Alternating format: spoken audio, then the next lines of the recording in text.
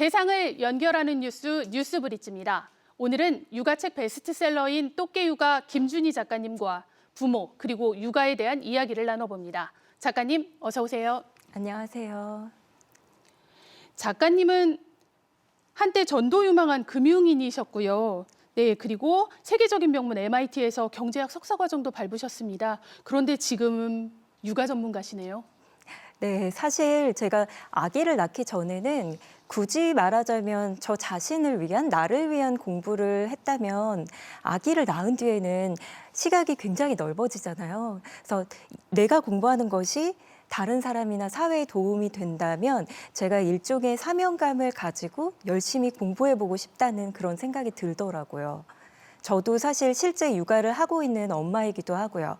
분야는 다르지만 이때껏 노력했던 부분들이 이 육아에 있어서도 가치 있게 쓰여지는 것 같습니다. 그러니까 공부해본 경험으로 논문을 쓰듯이 육아를 한다 이런 말씀이신데요. 네, 긍정훈육이라는 주제 오늘 가지고 오셨습니다. 우리가 훈육이라고 하면 야단치는 거 아닌가요? 네, 이 훈육이라는 것을 아이가 잘못한 부분에 대해 벌을 준다라고 생각하시는 분들이 꽤 계시더라고요. 그런데 이 훈육의 어원은 가르치다, 교육하다, 알려주다 라는 뜻의 라틴어 디스키플리나입니다. 즉 어원적인 해석에 따르더라도 벌을 주는 것만이 훈육의 목적은 아닌 것이죠. 훈육의 진정한 목적은요, 아이가 더 좋은 선택을 할 수 있도록 교육을 하는 것인데요.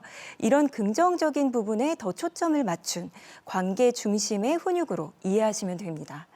그러면 우리가 이런 긍정 훈육을 한번 현실 육아에 도입을 해보도록 하겠습니다.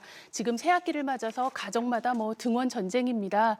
네, 코로나로 인해서 아이들이 2년 가까이 학교를 가지 않았었죠. 그러다 보니까 집에서 나가는 것 자체가 싫은 거죠. 네, 이런 아이들에게 긍정 훈육 전략 어떻게 사용해 볼 수 있을까요? 네, 저는 부모님이 아이와 함께 아침 루틴을 만들어 보는 것을 추천해 드려요.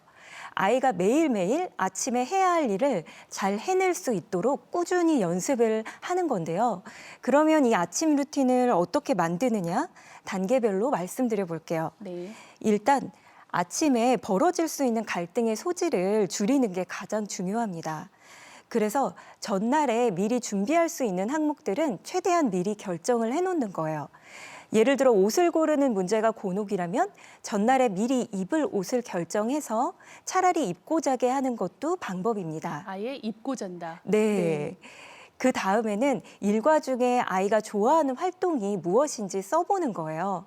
아이가 꼭 하고 싶어하는 활동, 예를 들어서 간식 먹기, 핸드폰 등을 볼 수 있는 스크린 타임, 엄마, 아빠와의 산책 같은 그런 활동들이 있겠죠. 그러면 이 아이가 좋아하는 그 활동 리스트들을 가지고 아이가 저녁과 아침에 꼭 해야 하는 일들을 잘 해낼 수 있도록 그렇게 얘기를 해볼 수가 있어요. 예를 들어서 네가 옷을 다 입고 잠자리 정리도 잘하고 준비물도 잘 챙기면 그 다음으로는 네가 좋아하는 참치 주먹밥을 아침 식사로 먹자. 이런 식으로 이제 말을 할 수 있는 하면 거죠. 다음 걸 할 수 있다. 네. 그러니까 이런 식사 시간 말고도 엄마나 아빠와 함께 재미나게 할 수 있는 아이가 좋아하는 활동들 있죠. 그것을 순서 루틴화해서 이렇게 계속 연습을 하면은요, 아이가 어떠한 행동을 하고 나면 그 다음에 이러이러한 활동이 온다. 이런 자연스러운 순서 루틴, 이거를 계속 반복해 나가다 보면은 앞서서 해야만 하는 활동들, 이것들을 당연하게 다 끝내고 난 뒤에 뒤따라오는 후속 활동들을 일상 속에서 자연스럽게 하게 돼요. 이렇게 아이에게 이야기해주고 연습을 해보세요. 이것을 긍정훈육에서는 when then 전략이라고 합니다. when then. 네. 그런데 우리 아이는요, 사실 아이들인지라 그게 다 이제 익숙해지면 좋은데 본능에 또 충실하잖아요. 이런 아이들 다루다 보면 엄마 아빠는 당연하게 언성이 높아지고 또 아이들은 울고 이런 일이 많습니다. 맞아요. 그래서 이럴 때 필요한 게 바로 시각화 아이템인데요. 아침에 해야 할 일들을 그냥 말로 아이에게 전달하는 것이 아니라 시각적으로 직관적으로 인지가 가능하도록 보여주는 것이 효과적이에요. 뭔가를 보여준다. 네, 말을 길게 해봤자 아이에게는 잘 전달이 안 네, 되거든요. 맞습니다. 그래서 가능하다면 그림으로 보여줘야 아이들이 잘 기억하고 이를 수행할 수 있어요. 이해하시기 쉽도록 제가 만들고 활용해 본 시각화 자료를 몇 가지 가져왔는데요. 먼저 큰 종이에 이런 식으로 아침에 해야 할 일 혹은 집에 와서 해야 할 일 등을 그림으로 적어서 보여주면 아이들이 그림을 보고 해야 할 일들을 하나씩 하고 자기가 다 했다는 표시를 할 수 있잖아요. 하나씩 체크를 해나가는 거군요. 네, 그렇습니다. 그림이 있으니까 직관적으로 이해할 수 있고 또 꼭 해야 할 일들을 잊지 않을 수도 있고요.